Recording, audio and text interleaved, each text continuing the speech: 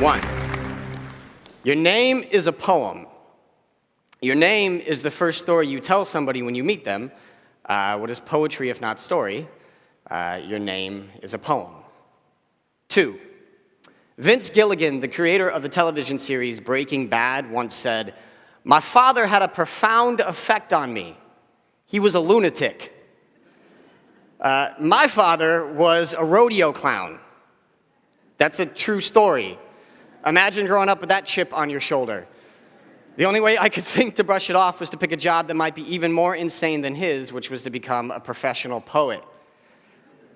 Three, I've never considered myself a praying man. The idea of giving that much energy to an audience you could not guarantee was listening was terrifying. You see, it's the silence. Silence is terrifying. Silence can sometimes be so loud it can make it impossible for you to hear anything else. Four, poems are easy. We wash dozens of them from beneath our fingernails every single day. The trick is knowing which one is the most important for you to remember, and then for you to rescue that poem before it drowns in all of the world's silence. Maybe it's a bicycle tire that squeals, but only when you turn left. Maybe it's a barista that uses the term namaste when it's completely inappropriate. You know that guy, okay. Maybe it's a black eye resting on top of a smiling face. Or maybe it's something as simple as a name. See, when I was a child, I would play this game. I invented this game, right, where I would turn people's names into poems. I would look at a name, and I would break it down into sections based on whatever crazy criteria my brain told me to do it. And then I would assign new meanings to each one of those sections, right? And the trick of this game is that there was no wrong answer. It was just based entirely on free association, okay? So my mother's name is Melinda Mainland. Now, that's two names, two sections. And her first name, Melinda, I found that if you said it really, really fast a bunch of times in a row, you know, like little kids do with a lot of words, that it would sound like melting into. Melinda melting into, Melinda melting into, Melinda melting into, mom, mom, mom, mom, mom. I must have driven her insane. But I learned that Melinda, to me, meant melting into. Now, her last name, Mainland, that was rather self-explanatory. Mainland is the place where you come from. The place where you come from is your home. So to me, my mother's last name, Mainland, meant home. You had Melinda melting into, Mainland, home. My mother's name meant melting into home. See, there was no wrong answer to this. It was just purely fun, whatever my brain came up with. It would be dependent on maybe the syllables or the sections or the shapes of the letters themselves. I still play this game sometimes when I'm in need of some seriously weird inspiration, or if I'm just sitting alone on public transport thinking of the names of famous politicians. A few years ago, a friend of mine and I were having a conversation, and he explained to me that parts of this game seemed like I was using forms of synesthesia.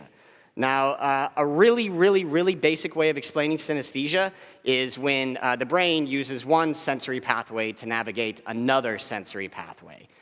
In poetry, the most common use of this as a poetic device is when you cross one of the five senses with another one of the five senses. A perfect example of this is when you refer to an attractive-looking person as hot, right? So what you're doing there is you're using hot, i.e. touch, to explain the way something looks, i.e. sight, and that's synesthesia. Crazy. Either way, after my friend told me this, I couldn't help but hate him a little bit, right? It felt like somebody had exposed my secrets and covered them up with this kind of ugly science, right? What he called synesthesia, I just simply called poetry. Even the word synesthesia was ugly to me, you know? It sounded mean and cold, like it was some kind of incurable disease or a villain from a James Bond film. Synesthesia, you know? Whereas poetry was warm, it was comfortable. The syllables hug the corners of your mouth when you say it. Poetry.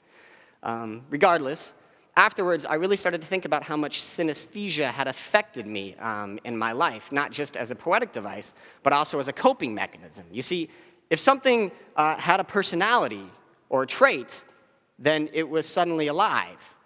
And if it was alive, then it was no longer silent. And if it was no longer silent, then I didn't need to be scared of it. You know, a name that has an untold story. Or maybe it's an inadequate or an inanimate object that has an accent. Or letters that have colors, or even numbers that come with genders. For example, now pay attention.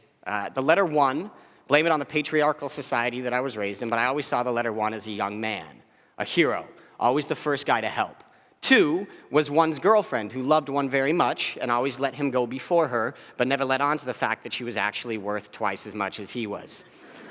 3 was 2's best friend, a lady herself, who never understood why 2 was with some loser like 1, but what 3 couldn't see is that 1 plus 2 was just as good as 3. 4 was the mother of 2, who divided herself into 2 to give birth to 2, and 5 was some schmuck who just never fit in. I always kind of felt like I was a 5. I wasn't a slick and sexy lady like a 6. I wasn't some lucky dude like a 7. I wasn't a curvaceous and infinite woman like an 8. I wasn't tall and handsome like a 9. I was just a 5. I always kind of felt like I was just halfway to being complete. 5. My father's ashes are spread beneath the shadow of Hans Peak, next to a nameless tributary of the Yampa River a few miles outside of the town of Steamboat Springs, Colorado, a little place he liked to call his Disneyland, where a glacial rock the size of a semi-truck lodged itself into the valley, redirecting the water's flow and also creating a kind of stone overhang where you could sit and watch the edge of an aspen grove for the noses of curious elk. We would sit there forever, hunting, my dad and his hunting bow that he never used, and his cigarettes, and his beer, and his silence. We would literally sit there for hours not saying anything. And so I learned to play this game where I would pretend that the sound of him inhaling and exhaling his cigarettes and the sound of the wind rustling through the aspen trees was a kind of conversation. Just one breath exchanging with another in a secret language that only I could hear. 6. The problem with a name is that it's a story that was written by somebody else. You see, your name is only the story of where you come from, not of where you're going. It's incomplete. It's a history, and like all histories, it was written without your consent. Often, people turn their names into self-fulfilling prophecies, and then history ends up repeating itself, whether for bad or good. Often, we end up convincing ourselves that our names are static, that they're genetic, that they can't be changed, that we inherit them, like the shape of our nose or the way that we laugh. An undying love of spicy food, bad skin, or alcoholism. 7. When I was 9 years old, I learned that sounds have their own colors. On the day that my father died, the sound that came out of my mother's mouth was so orange, it felt like my entire body was on fire. 8. Have you ever had a conversation with an inanimate object? Have you ever found yourself incredibly angry on a personal level when a DVD player won't work? Ever find yourself asking the rain to just simply stop falling? You see, this kind of behavior isn't that uncommon. What is uncommon is when you find yourself making the rain talk back. When it's not you reasoning with the weather, but the weather reasoning with you, right? When you find yourself having a conversation with it full of bad excuses for all of its horrible behavior. See, this kind of thing just doesn't really stop that much for me anymore. I guess it's part of the poetry gig. But once everything has a personality, you find yourself thinking really strange and kind of empathetic things, right? Like, does coffee ever wish it could just fall asleep? Or does the dot at a TEDx talk ever get tired of being walked all over by other people? Does your name sometimes get tired of other people saying it? Or does the wind ever get tired of blowing in a particular direction?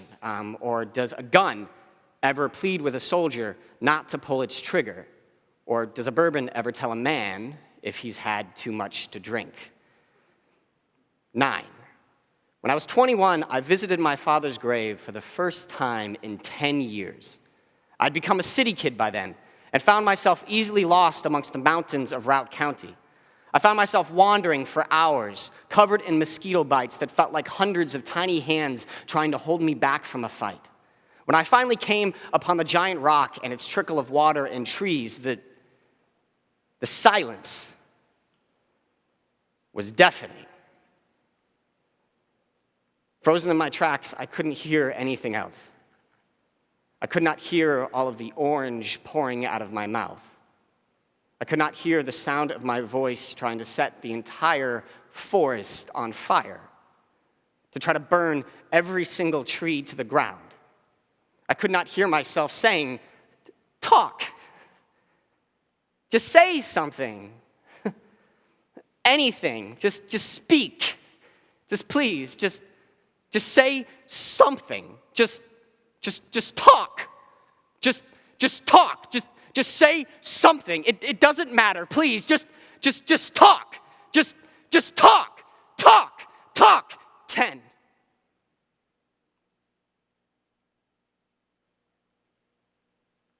Forgiveness is the first step to renaming yourself. It is the act of no longer aching for what has been stolen from you. Prayer is a conversation with somebody that you love, a secret language shared between one or 1,000 beautiful faces, all varying shades of gold, aspen leaves, shaking in the wind. Poetry is found in the places between those words, in the silence that can only come after forgiveness.